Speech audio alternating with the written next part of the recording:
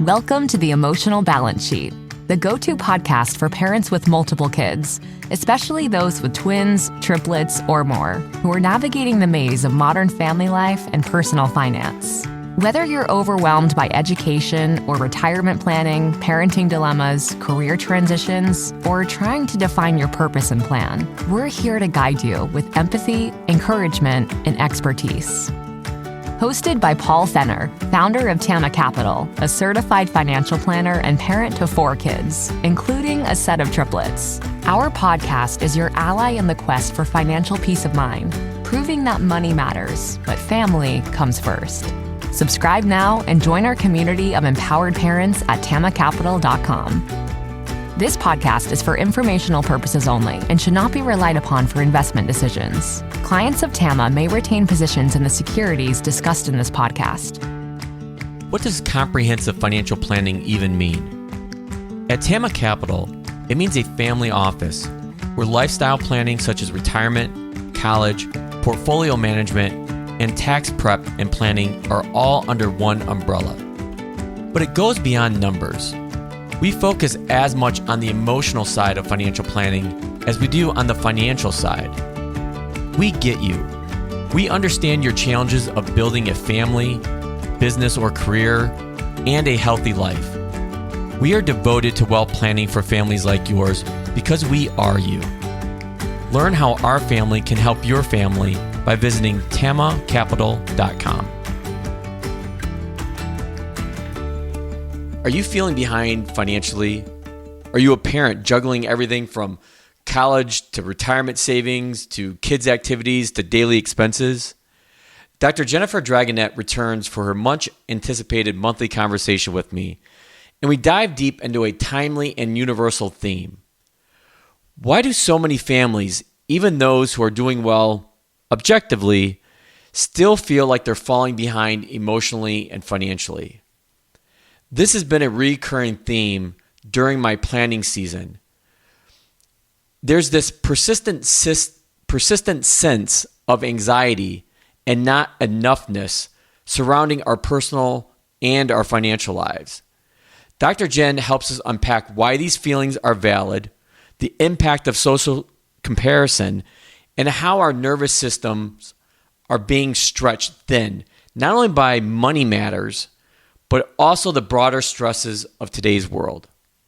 We focus on actionable strategies for managing anxiety, from reframing distorted thoughts to embracing simple, foundational self-care. So whether you're overwhelmed by competing financial priorities or just trying to keep your head above water emotionally, this conversation will leave you with practical ways to reclaim a sense of safety, connectedness, and control. I hope you catch the secret message within this conversation. Spoiler alert, sometimes the simplest steps are the most powerful. Please enjoy my conversation with Dr. Jennifer Dragonette. Well, it's my favorite time of the month, or one of my favorite times of the month. It's Dr. Jen time. So, Jen, I don't think I've ever set it up that way, but I sure look forward to these calls and these conversations. And I know that the listeners do as well, because I still get really positive feedback about our conversations that happen, every month. So always glad to see you and have you on. Oh, thanks so much, Paul. I like that. It's Dr. Jen time. Here we go. For me, I don't know exactly when this episode will air, but we're talking mid-September right now, and I'm in the heart of what I call planning season. So this is the time of year that I sit down with all the families I work with and have our annual review. And my focus, quite contrary to most people, would be, oh, you're going to sit down and talk about numbers. Of course, that's not really how I roll. Yes, we'll talk about a little bit of numbers, but I'm more interested in people's emotions and how they're feeling about not only their financial lives, but their personal lives as well. And one of the really interesting things a theme that I've kind of pulled out of the 14 or 15 meetings I've had over the last couple of weeks, because by the time this airs, my planning season will probably be over, but I don't think that this theme is going to change, is that families feel like they're falling further behind, or at a minimum, just barely able to keep up emotionally, and in this case, more so financially. And so what I mean by this, and let me give a little more clarity to this, is I'm talking about families like you and I that have kids probably between the ages of elementary school all the way up to high school and into college.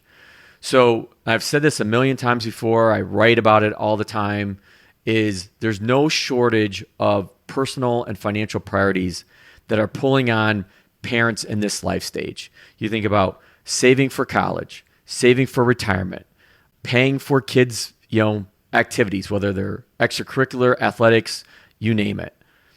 Potentially going on a vacation once a year. Now, some people are trying to help support their parents that are our age.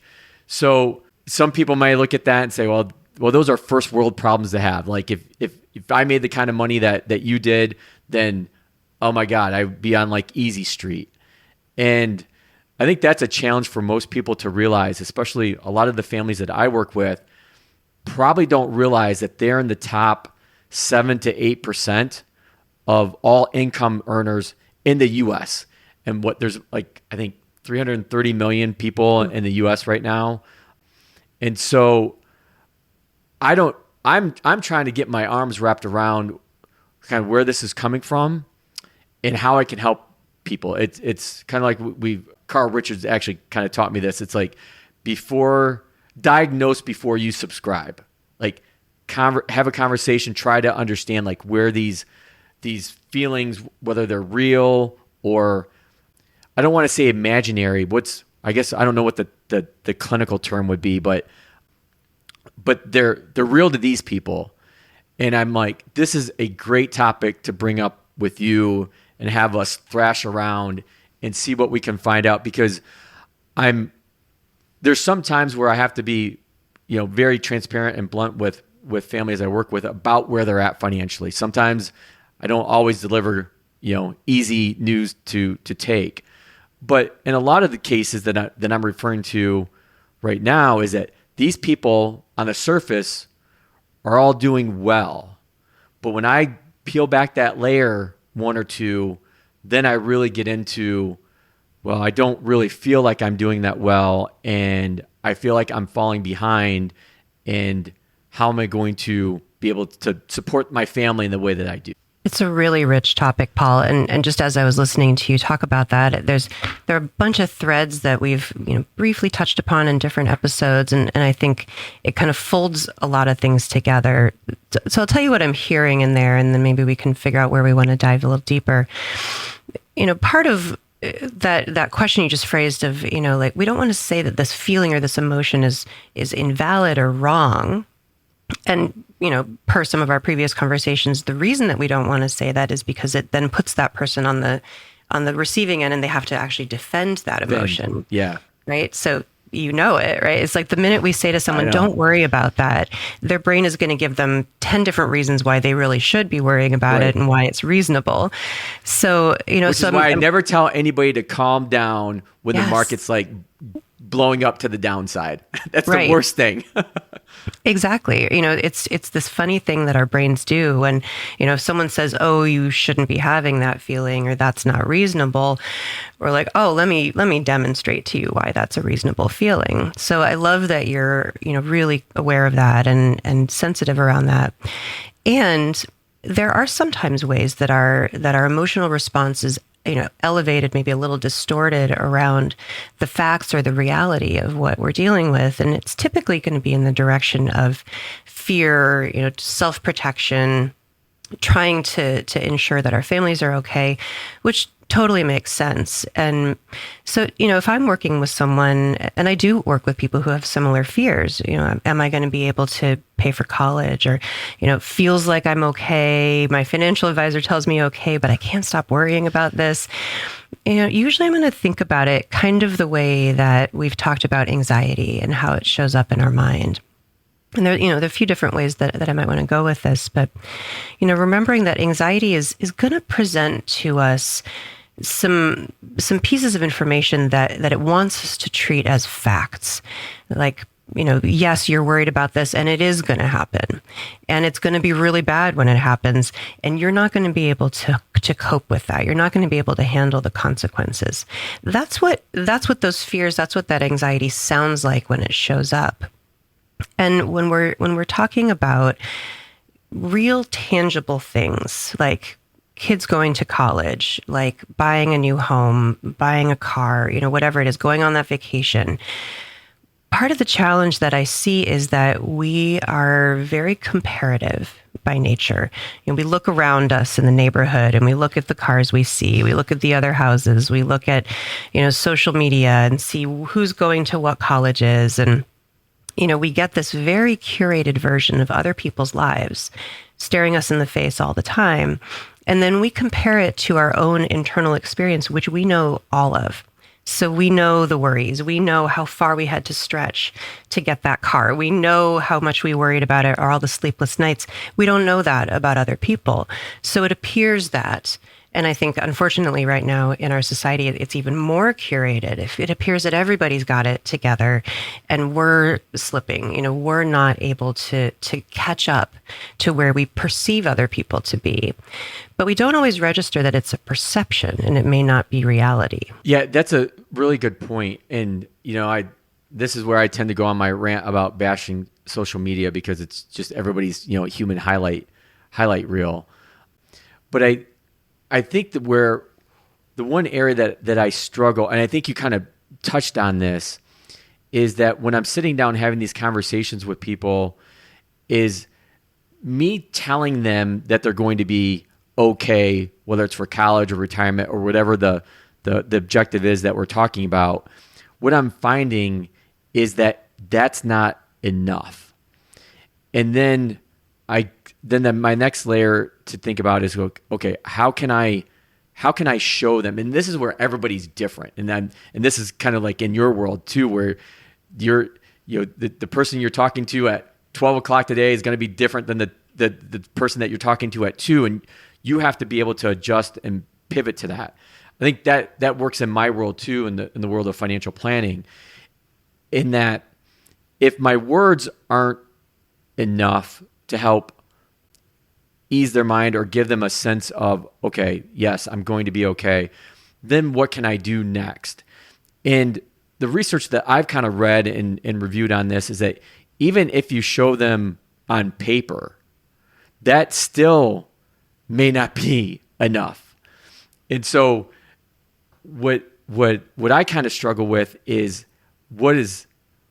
how do I find that happy medium to be able to show people that they are going to be okay and it is enough to where they can exhale and just relax their shoulders and breathe a little bit, because that's, I think, what I'm seeing a lot of people. And it's interesting that it's this time. When I say this time, I mean, when you look back 5 years ago going through COVID, that to me seemed like people would be even more stressed. But at least the people the families I was working with, yeah, there was, but I just see this escalating to this point today. And maybe it's because, and I clearly point this out, like, to get financially technical here for a second, is that we have seen this unheard of inflation streak that we haven't seen in decades. So things are really more expensive, and they're more expensive and the things that are more expensive for families are the things that we use every day, like groceries, gas, utilities, healthcare, college. Those things have all gone up in price. So the fact that a TV or computer has gone down in prices, this is the example I've literally give to people, doesn't necessarily like help you. Maybe if you're in the market for that, sure. But those big 4 or 5 things I just mentioned, those are real and in front of people like day in, day out. And I think that's where people are really struggling. And unfortunately, once inflation sets in, we rarely see prices actually decline. And if they're declining in those key areas, then from an economic standpoint, we have a much bigger problem. Like the economy is like, crashing. Yeah. Well, you're bringing up a lot of really important points. And, one of these, I know we talked about this a little bit before we started recording today, and I promise I won't go down this road too much, but, there is a cultural situation that we're living in, right? So there's our family unit, there's our individual earnings, there's our, individual emotional safety. And then there's the culture that we live in. And the financial side, there's all of, these price increases and inflation. And on the emotional side, and I always love that you are so emotion focused. I think it's exactly right, because we think and feel a lot about our financial stability. On an emotional standpoint, we are in a very challenging situation. We're mid-September right now. I was just saying to you off camera that this is a tough week to be a trauma specialist. It's a hard time for a lot of people with all of the political unrest and all of the uncertainty in our country and honestly in our world. And not to go too far down that road, but it makes everything feel harder. It changes our lens through which we see all of the facts of our life. If we're walking around, with essentially an overactive nervous system, which I would argue many, many Americans are right now, and unfortunately probably will be even when this airs, what is happening is that we are not operating in a calm, rational, easy, carefree state. And so we're already a little bit heightened, right? Some people are a lot heightened. I often say it's kind of like our emotions are right underneath our chin, and it doesn't take much to kind of dip into despair or anxiety or depression or, a real trauma response. And when that happens for us, we lock it down, right? Everything feels scarier. Everything feels more worrisome. I need to squirrel away more, right? I need to be extra safe, extra careful. What if? And I think we've seen so much turbulence and instability, both economically and politically, that it's really hard to kind of rest on the certainties that we used to have. Like, just the world is okay. I'm going to be all right. I'm safe, right? Things tend to work out. I believe those things, and even I am kind of challenged to hold that these days. And that's likewise, not to say I am that, too. Yeah, and everybody listening, like, you're not alone. And honestly, most of my therapy sessions this past week or so have been reminding people of that you're not alone. This is probably impacting you in some way, right? And we don't notice it. And then, similar to what we were just saying about social media, even if we do notice the intense stress that our body's under just to keep us going, we feel alone in that because we're not necessarily talking about it, in all of our circles. So all of that is to say, looking at everything in context, it's not always rational, right? We can have the same amount of money in the bank today as tomorrow, but it might feel very scary tomorrow, and we might feel okay about it today, right? So it's not always about the numbers. It's same number, different feeling. Same number, exactly, right? So it's not really about the numbers. It's more about this felt sense of safety and enough and security. And so, from an intervention standpoint, I try to hold those three things that I mentioned about anxiety, which are really distortions. Not that we're stupid or crazy for thinking that. We all have cognitive distortions. I just said one. All, right? All or nothing. It's going to be fine or it's going to be terrible, right? That's a distortion. It's probably somewhere in the middle. We have distortions where we disqualify the positive. Yeah, I know that looks okay, but it doesn't count for some reason. Or we have distortions where we catastrophize. We do all this fortune telling into the future, and it's usually bad.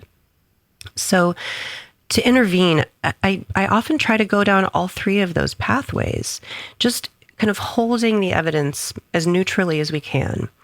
What's the evidence for and against that first piece, that something bad is definitely going to happen, right? I'm going to run out of money, or I won't have money for college. What's the evidence for and against that? And I'll come back to the for and against in a second. Okay. And then the second component, what's the evidence for and against that even if that happened, it would be catastrophic, right? And then lastly, and this is kind of the more intrapersonal piece, is what's the evidence for and against the idea that you couldn't cope with it if that did happen, if it really did go the way that you're afraid it would go? The reason that we do both for and against is to avoid that problem that we just mentioned, where if I'm saying, well, tell me all the reasons why that's not true, our brain is going to say, we're not considering the other ones, though, and those are going to get louder and more weighty. So we want to be able to say, it makes sense that you worry about this because, yeah, you just saw your net worth go down, or it makes sense that you worry about this because we don't know what's going to happen politically. And I'm hearing your financial advisor telling you that, right, as things are going, this is how much you'll have when we retire, et cetera. If we can hold both of those, that is a better reframe. Like, okay, so it makes sense that you're worrying about this. And what we know seems to say that it's probably going to be okay, at least not catastrophic.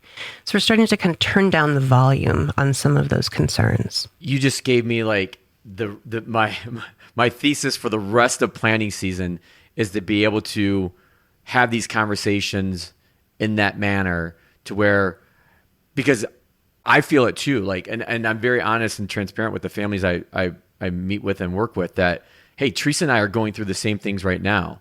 And for those families I work with that have 3 or more kids, they have a special place in my heart, because I've always said that when you have that third kid, that changes something. It changes your family dynamics, both personally and financially, in a way where a family of 5 or more it's really different than a family of 4. And so to be able to validate those feelings or those emotions, and then on the other hand, this whole idea of holding 2 competing thoughts at the same time, where it's like, yeah, it could get a little rough, but long term, you know how this is going to be a blip, on the radar screen, if you will. And yes. So am I thinking about that in the right way? I think so. And, the other, so yes, right. Holding both of those things, it reminds me of our conversation about yes, and yeah. Either that or. That was a hit show, because I probably had like dozens of people reach out to me about that. That so and the glad. But, like when you add that but. Yes. Because that's what our brain is trying to do. I know Paul's telling me I'm okay, but I'm worried about it. And if we're an either or, it's got to be one or the other, right? Paul's telling me I shouldn't worry, but I am worried. So I guess the worry is where I need to be, because it can't be both. Whereas if we can really embrace this, what is actually more true, both of these, right? I am worried about this, and I'm hearing my trusted advisor telling me that, he is honest and this is how he sees things rolling out for me. Both can be true, and we can tap into more of that, undistorted approach, more of that kind of wise mind space that we've talked about, where we're not simply existing in the emotional mind, which is more fear-based, nor are we simply existing in the rational mind, which is all of the logic, that there is room for both. We can say, yeah, it makes sense that I worry about this. College is really important to me. I want all of my children to be able to go to college, and, whatever other things need to be factored in there. I'm hearing that I will have enough money, or even if I don't, here's what we would do. Right? Yeah. Or even if they don't go to college, here's what they would do. Sometimes I think even just allowing ourselves to walk down those paths, what if? Because the what ifs are our brain's version of like, don't go down there, right? You couldn't handle that path. This is not going to turn out okay. And so we don't. And that creates more and more anxiety. That's often how I hear it from my clients is, I don't know how we're going to pay for college, and I don't know what we do if we get there. And my next question is, would you be willing to think about what we do if we get there? Because we probably can have a plan, right? You probably could have a plan, maybe multiple plans. And as uncomfortable as it is to think about that feared event, or, running out of money, or not having enough to do what you think everybody around you is doing, if we walk down that road and say, all right, let's try it on, right? Let's finish that sentence. If I couldn't, then in reality, right? What would happen? Could you cope with that? And most of the time, honestly, when I walk down that road, the what if is tolerable. Maybe it's not the best, it's not what we want, but it's probably not the worst case scenario. It might not be the best case scenario either. There's some grayscale in there. And then we can really bolster ourselves around, okay, I don't want this to be what happens. And if it does, I have plan A, plan B, plan C. I just file that away. Or if I'm lucky enough to work with a financial advisor, they file it away for me, right? We have a collaborative plan. And then it's not so scary because it's not all these question marks. We don't like those question marks in our minds. Yeah, I think, this is where like the having options comes into play, and being able, and when I'm working, like when I'm in the really the throes of detailed planning and actually putting plans together, I have found that having options laid out in front of people, whether you call it 1, 2, or 3, or A, B, and C, I've found that kind of helps as well, because you can kind of give like a good or better or best, or a worst case, better or best case kind of scenario. Mm-hmm. And I think that maybe helps dial down, that temperature a little bit. One of the things I've been thinking about in listening to you talk through all this is I go back to like the tried and true research about, okay, well, what can you do to help resolve or reduce the amount of anxiety that you're going through, whether it's personal or financial. And I think of getting some kind of like outdoor exercise, getting enough sleep, eating right, and being around people that you care about. And all those things always sound so simple, but yet but in reality, it's hard to do those things. Yep, absolutely. I know most of our listeners are audio listeners, but for those of you who are watching, you might see me smile real big because we have a lot of YouTube. We have just as many YouTube watchers now, so it's great. The channel's gone well. Yeah, that's awesome. I mean, the reason that I just got that big smile is because, Paul, I think you're going to be a therapist in your next life. I mean, this is just so much what I talk with people about, and it isn't the really kind of mind-blowing, rocket science approach to the world, and yet it is the point. What you're talking about is emotion regulation. And when I talk about how to take care of ourselves, and particularly when we're in a kind of bathing in stress, whether it's personal, familial, professional, political, whatever it is, I recommend that we take care of ourselves as though we are a small child. And to our parents. I've never heard that one before. That's a good one. Yeah. I mean, I know you have a lot of parents who listen, and I'm a parent. When we have a very small child, how do we take care of them? If they're upset, we wonder, are they tired? Right? Do they need to rest? Are they hungry? Do they need to eat? Do they need to move their bodies? Do they need to be creative? Do they need to play? Right? That we are really good at offering solutions and ideas to take care of our little ones. And then we just lose all of that sometimes, or we forget about that for ourselves. And so I'm really with you, Paul, that sometimes people come to see me and, they're expecting some intervention that they have never heard of, or, that there's going to be something mind blowing. And sometimes there's that, or there's a different way to think about how they're approaching their problems. And sometimes they're really just denying themselves care and real comfort and support.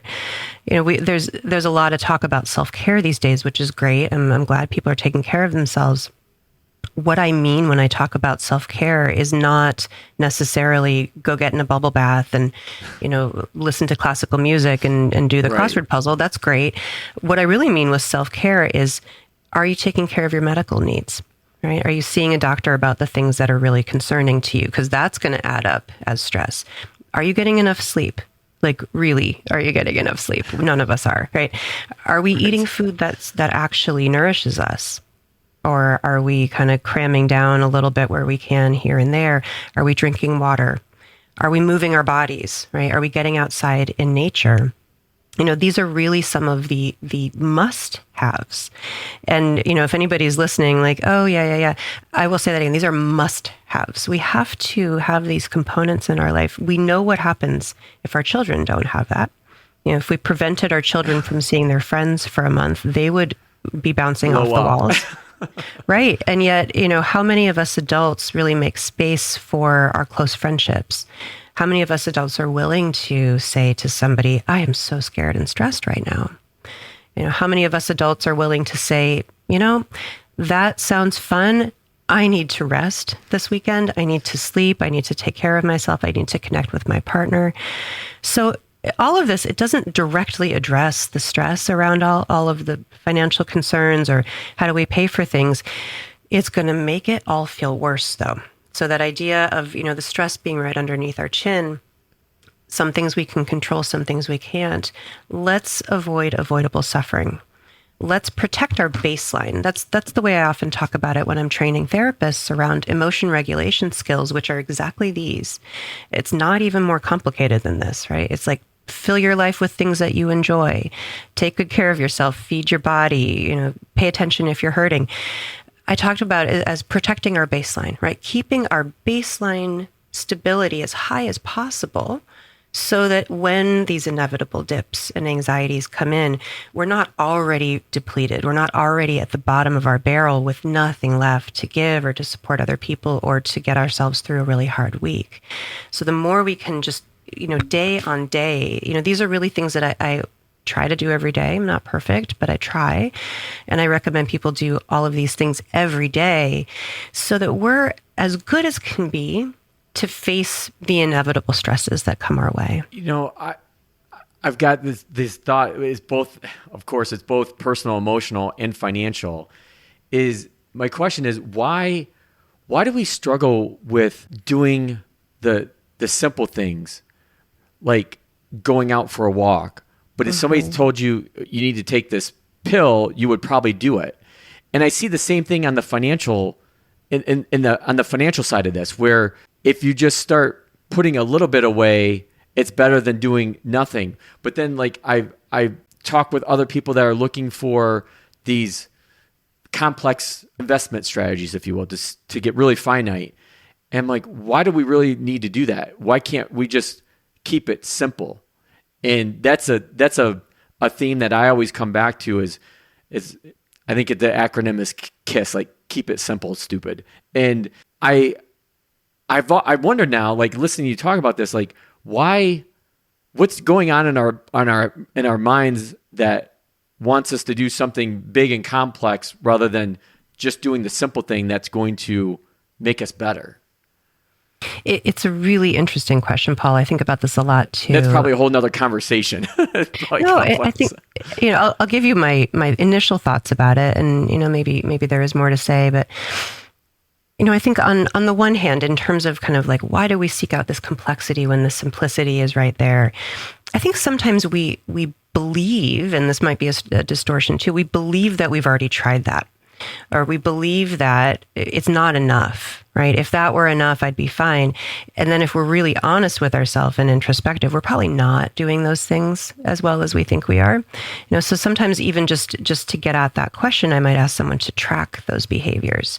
And like, great, you're telling me that you're eating in a way that you're happy with and you're sleeping well. Let's just track it for a week or two, get a baseline, like see where we are, right? If it's great, fantastic, then we don't need to try that. We can move on to something a little bit more complicated.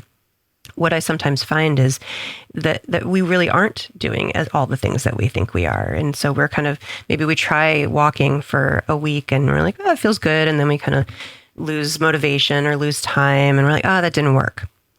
But did it not work because it didn't work, or did it not work because we didn't continue doing it, right? So sometimes bringing in, a pill or a massive intervention is unnecessary because we haven't done the baseline stuff, the baseline work. I think the other thing is there is, and this is more kind of where I tend to find my clients when I'm working with them around this, sometimes a question of worthiness or deservingness. Do I deserve to be taken care of in that way? Or, if I have time to take someone to the doctor, it's going to be my kid and not me. Or if I have space to go for a walk, I should be, we hear some shoulds, right? Usually when there's a should, there's a cognitive distortion. I should be home instead doing something. Or if I have time to go for a run, I should be earning money instead. Right. So we put our own needs oftentimes way at the bottom of that list of priorities as though they're optional. They're not. Right. We will see it flare up in all of these other concerns. And so that KISS acronym, is really pertinent because we will make things more complicated if we need to. If we don't exercise for months and months, we might need a more serious intervention. We might need a medical intervention or a pill or something. If I don't eat nutritious food for years and years, I really might need something that's more intensive. So we can be kinder to ourselves, raising up our priority in terms of taking care of ourselves. It's not selfish. It's not self-centered. We really do.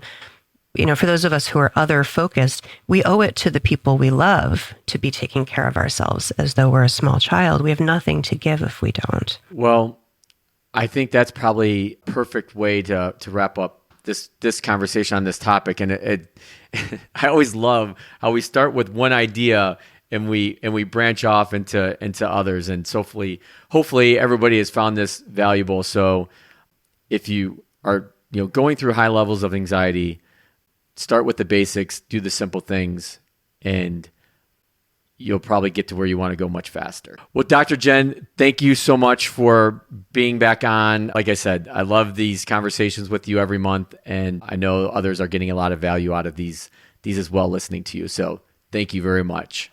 Thanks, Paul. That's great to hear. Look forward to seeing you next time. Cheers. One of the things I love about having Dr. Jen on is that she just has the most calming voice. I don't know if you agree or not, but I've had lots of listeners, YouTube watchers reach out and say the same thing. And it's something I really enjoy about these conversations, especially right now as I go through my annual planning season with families I work with at TAMA. And this reoccurring theme that families, individuals and families are struggling with, feeling like they're being left behind. And these are people, as I mentioned, that are doing relatively well, that really don't have that much to worry about. But that doesn't mean that their feelings shouldn't be validated. And it goes back to one of the, I think, key parts of our conversation is this idea of holding competing thoughts at the same time. For example, yes and rather than either or, looking at things black and white. You can acknowledge your concerns and your worries about what's going on today and in the future, but also recognize that there's evidence that things might turn out okay. So embracing both can reframe your mindset and dial down some of the stress and anxiety that you may be feeling. I think the other key takeaway, and hopefully you caught this is the real secret of this conversation, is that the simple things can be what's most powerful. And those simple things are taking care of yourself, getting back to the basics, sleep, good food, good nutrition, staying connected, getting outside, exercising, asking for help are not luxuries, but in our overscheduled, overstimulated minds, they sure feel like they are. So one really cool point that Dr. Jen pointed out was to treat yourself, if you're a parent, with the same care you would give your own child. And if you don't have kids, hopefully think about the care that your parents took for you when you were young. Now that you've made it to the end of another great conversation, are you looking for more? If so, head over to tamacapital.com where you will find all of our conversations. Use the search feature to find the topic or guest you would love to learn more about. Also, don't forget to make someone else's day by sharing our show. Thank you so much, and we'll see you next time.